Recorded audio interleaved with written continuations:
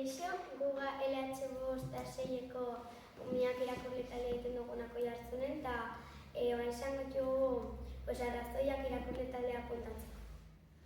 Irakurle taldean hilabetero irakasleak edo liburu bat aukeratzen du eta hilabetean zehar irakurtzen dugu, eta gero hilabetean elkartzen da irakurri dugun liburua komentatzeko eta berria zein den jakiteko.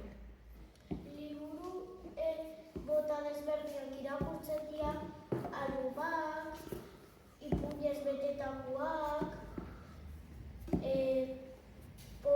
poesiak, komikiak eta mota gehiokoak ebai. Zuk bakarrik irakurtzen zunean liburu bat edo gero taldean banatzen zunean desberdina da zertikan. Igual zuk gauza batzuk ulertu dizu modu batean eta gero taldean hobeto ulertzen zu. Irakurtzez aparte bai, ekintza desberdinak egiten jogun gutunak beste herritakoei, merendolak, irratsaioak, egun pasak. Ez da bakarrikan irakurtzen etortzen, bai, ondo pasatzen etortzen. Apuntatu oso ondo pasatuko zute. Animatu oso ondo pasatzen da. Izena eman irakurketa taldean. Gozatu. Erdi pasako zuten.